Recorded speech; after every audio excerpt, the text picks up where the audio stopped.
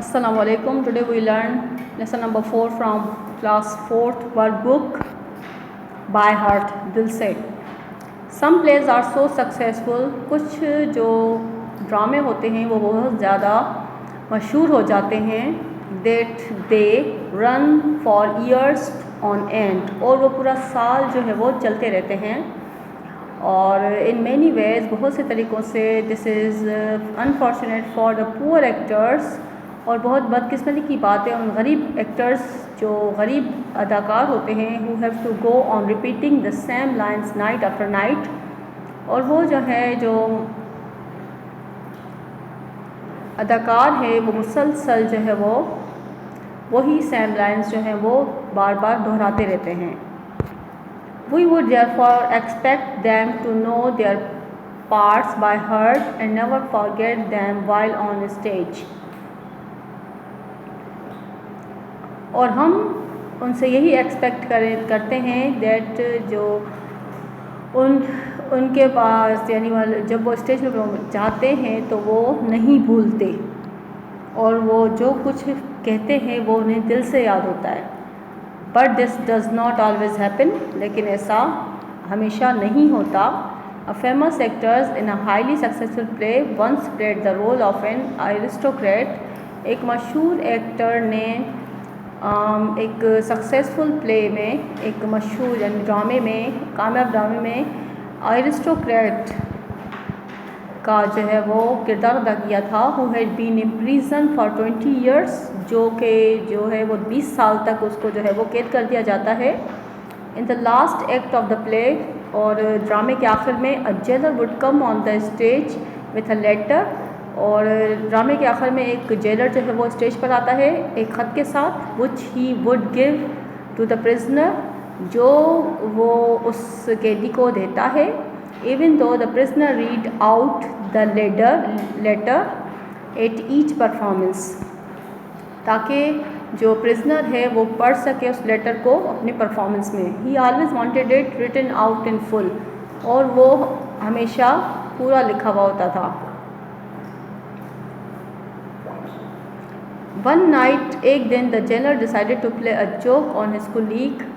एक जेलर ने जो है वो कोशिश की, फ़ैसला किया अपने कुलीग के साथ जो है वो मज़ाक करने का.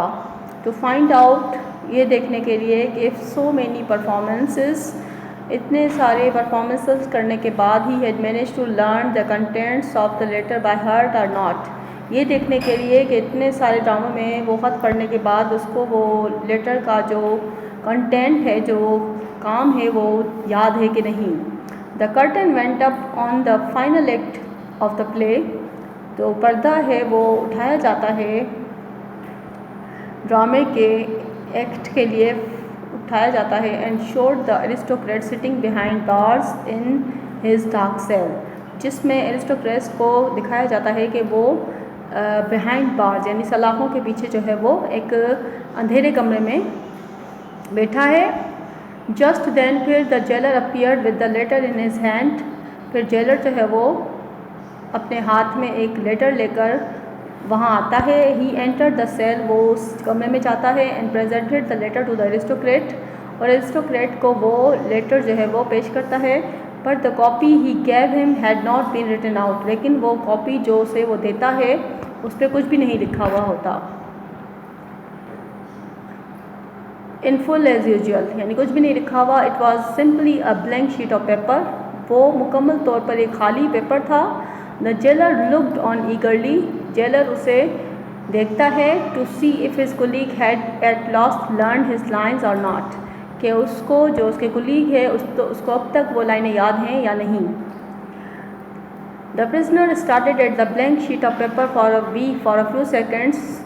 वो कैदी जो है, वो प्रिजनर जो है, वो शुरू करता है उस ब्लैंक शीट पेपर को चंद मिनटों तक, चंद सेकंड्स तक वो उसे देखता रहता है उस ब्लैंक पेपर को. Then looking as it with his eyes half shut and said, फिर वो उस पेपर की तरफ देखकर अपनी आंखें बंद करके कहता है, थोड़ी सी बंद करके फिर खोल के कहता है कि the light is dim, light कम है. Read the letter out to me, मुझे पेपर पढ़ के सुनाए, मुझे लेटर पढ़ के सुनाए.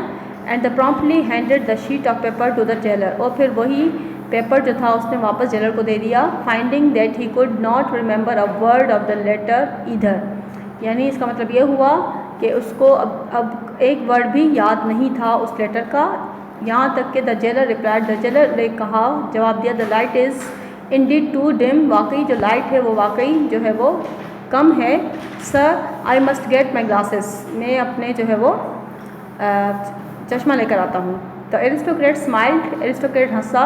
When the jailer return few minutes later with a pair of glasses, जब जो है वो जेलर जो था वो अपने ग्लासेस लेकर आया, and the usual copy of the letter, उसके अलावा वो कॉपी भी लेकर आया लेटर की, which he then read out to the prisoner, फिर वो उसने उस प्रिजनर को, उस कैदी को पढ़ के सुना दी।